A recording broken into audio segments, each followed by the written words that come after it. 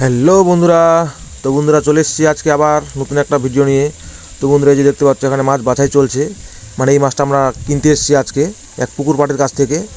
এখানে রুই মাছ বাছাই চলছে মোটামুটি কেজিতে 50-60টা লাইনের, কারণ এই মাছটা আমরা সামনে বছরের জন্য স্টক করছি, কারণ এবছরে শেষ সামনে বছরে শুরু, তার জন্যই আমরা মাছ নিতে এসেছি আজকে।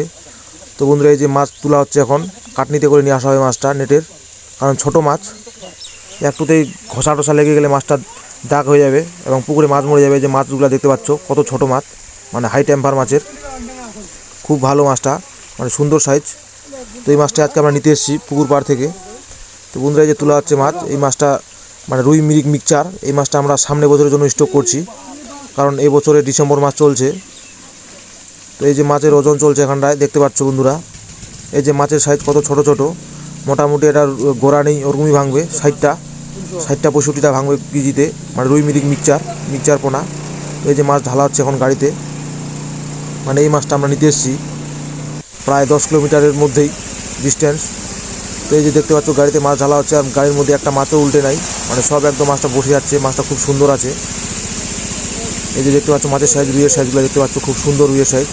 কারণ এই মাছটা আমরা সামনে বছরে আমাদের লাগবে পুকুরে, এই মাছটা আমরা আমাদের পুকুরেই 3-4টা করে আবার এই মাছটা বড় করব, তার জন্য এখন থেকে মাছ স্টক করছি। তো এই যে বন্ধুরা দেখতে পাচ্ছ মাছ লোড হচ্ছে গাড়িতে আমাদের আস্তে আস্তে করে, আর এই যে এদিকে মিশিং চলছে গাড়িতে, আর মিশিংয়ের গাড়িতে করে নিয়ে যাবো মাছটা। ছোটো পোনা হলে কী হবে, মিশিংয়ের গাড়িতে মাছ ভালো যায়। আর বন্ধুরা এই যে দেখতে পাচ্ছ ব্রিগেড মাছ, এই ব্রিগেড মাছটাও নিব, কারণ এই ব্রিগেডের সাইজ হবে মোটামুটি 15-16টাই কেজি, 15-16টাই কেজি হবে এই ব্রিগেডটা। এই ব্রিগেডটা আমরা নিয়ে যাব পুকুরে, কারণ আমাদেরকে সামনেবারে আবার নবান্ন, মকর সংক্রান্তি, পৌষ সংক্রান্তিতে মাছ দিতে হয়, তার জন্যই।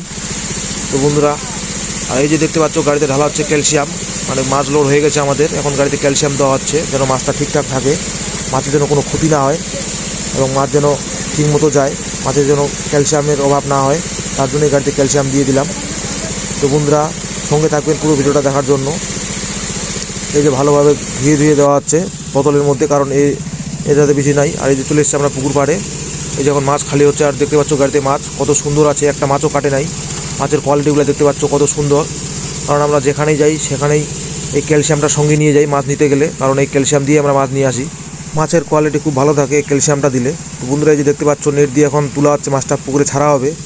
আর গাড়ির মধ্যে একটা মাছও নেই, মানে 1-2টা মাছ দেখা যাচ্ছে, ওগুলো পুকুরেরই কাটা ছিল, মানে আফার মধ্যে মরা ছিল। এই যে মাছ দেখতে পাচ্ছ, মাছ নিয়ে যাওয়া হচ্ছে পুকুরে, এই মাছটা এখন ছাড়া হবে, কারণ এই মাছটা আমাদের সামনে বছরের জন্য স্টক করা হচ্ছে, আমি এর আগেও বলেছি।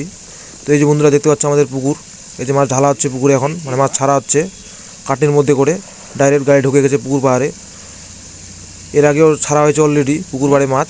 তো এই যে দেখতে পাচ্ছ মাছের কত টেম্পার, মাছটা ছাড়ার সঙ্গে সঙ্গে মাছটা পুকুরের মধ্যে বসে যাচ্ছে চপ করে, মানে খুব হাই টেম্পার আছে মাছটার, মানে ক্যালসিয়ামটা পেয়ে আরও মাছের টেম্পার বাড়ে গেছে, মানে এত মাছের টেম্পার হয়ে গেছে, হাই টেম্পার। তো বন্ধুরা দেখতে পাচ্ছ আমাদের ভিডিওতে মাছ তোলা হচ্ছে, কারণ গাড়িতে অনেকগুলোই মাছ নিয়েছি, মোটামুটি 3.5 কুইন্টালের মতো। ছোটো মাছ হলে কী হবে, বেশি করে লোড নিয়েছি, অনেক মাছ লোড নিয়েছি গাড়িতে, কারণ আমরা ওইরকমই লোড নিই, 3 কুইন্টাল 3.5 কুইন্টাল করে নিয়ে আসি ছোটো মাছগুলা। আর বড়ো মাছ হলে মোটামুটি 5 কুইন্টালের মতো করে নিয়ে আসি, 5 কুইন্টাল 5.5 কুইন্টাল করে। তো বন্ধুরা আমাদের মাছ ছাড়া হচ্ছে, দেখতে পাচ্ছ এই যে মাছের কোয়ালিটিগুলো খুব সুন্দর, এর আগেও মাছ ছাড়া হয়েছে। এই যে দেখতে পাচ্ছ পুকুরে 2-1টা মরা মাছ ভাসছে, ছোটো মাছ। তো বন্ধুরা ভিডিওটা কেমন লাগলো, ভালো লাগলে অবশ্যই কমেন্টে বলে যাবেন।